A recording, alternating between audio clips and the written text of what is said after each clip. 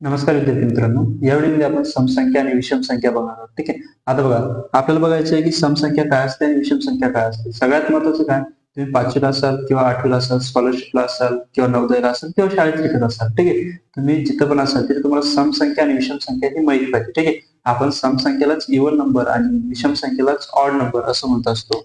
बघा, मग बघा, समसंख्या म्हणजे काय, तर जर दिलेल्या संख्येच्या एकक स्थानी जर आपल्याला एखादी संख्या दिली, ठीक आहे, आणि तिच्या एकक स्थानी, आता एकक स्थान, दशक स्थान, शतक स्थान ही गोष्ट तुम्हाला माहित असेल. ठीक आहे. बघा, जर एकक स्थानी 0, 2, 4, 6, 8 यापैकी जर अंक असेल तर त्या संख्येला आपण समसंख्या असं म्हणत असतो. ठीक आहे. आता बघा, म्हणजे काय, लक्षात घ्या.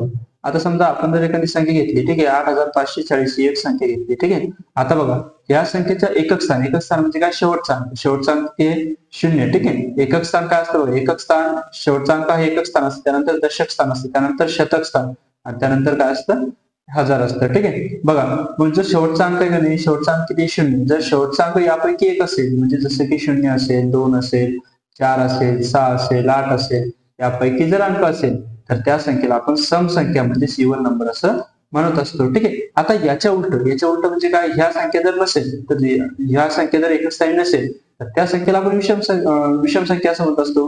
मग याच्या व्यतिरिक्त काय असतं, तर 1, 3, 5, 7, 9 यापैकी जर संख्या असेल त्यालाच आपण विषम संख्या असं म्हणत असतो. एकदम सोपं आहे. ठीक आहे. समसंख्या आणि विषम संख्या ही जास्त अवघड नाही. बघा, विषम संख्या म्हणजे काय, जर दिलेल्या संख्येच्या एकक स्थानी म्हणजे शेवटचा अंक किती असेल, 1, 3, 5, 7, 9 यापैकी अंक असेल तर त्या संख्येला आपण विषम संख्या असं म्हणत असतो. ठीक आहे. आता प्रॅक्टिस साठी 1-2 उदाहरणं बघा. समजा आता एक संख्या घेतली आपण 85 म्हणजे 85 घेतली. ठीक आहे. आता एकक स्थान किती आहे, 5 आहे, तर शेवटचा अंक किती आहे, 5 आहे. 5 मग कशात बसतो, यामध्ये बसतो. ठीक आहे. मग कशामध्ये बसतो, विषम संख्येमध्ये. म्हणजे ही जी दिलेली संख्या आहे ती काय, विषम संख्या आहे. ठीक आहे. आता 84 घेतली, आता 84 4 कशात बसतात, समसंख्येमध्ये बसतात.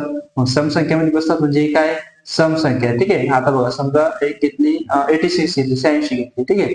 आता बघा, हे 6 कशामध्ये बसतात, समसंख्येमध्ये बसतात म्हणजे काय, समसंख्या. ठीक आहे. आता काही उदाहरण तुम्ही स्वतः करून बघा. आता बघा, तर आता मी तुम्हाला काही एक्झाम्पल देतो, ते तुम्ही स्वतः करून बघायचे. ठीक आहे. आता बघा, मी काय संख्या देतो, एक मिनिट, सॉरी.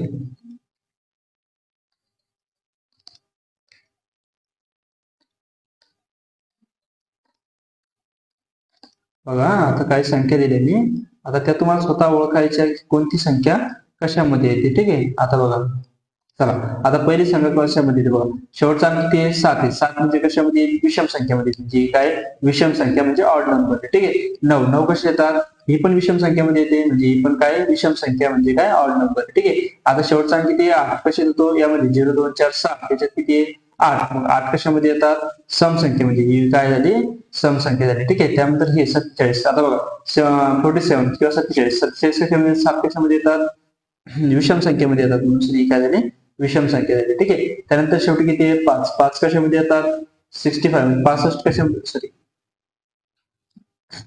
बघा आता किती आहे, स्थान किती आहे, 5. मग 5 कशामध्ये येतात, याच्यामध्ये येतात म्हणजे विषम संख्येमध्ये येतात. ठीक आहे. म्हणून ही काय झाली, विषम संख्या झाली. ठीक आहे. त्यानंतर एकच स्थान किती आहे, 8. मग 8 कशामध्ये येतात, समसंख्येमध्ये, म्हणजे ही काय झाली, समसंख्या, आणि ही काय झाली, विषम संख्या. ठीक आहे. आता तुम्हाला काय करायचंय, घरचा होमवर्क बघा, 1 ते 100 पर्यंत, 1 ते 100 पर्यंत सम संख्या आणि विषम संख्या, सम आणि विषम या दोन्ही संख्या लिहायच्या. आता बघा, लिहिताना कशी लिहिणार बघा, ठीक आहे, मी एक काम करतो, लिहिता येतो.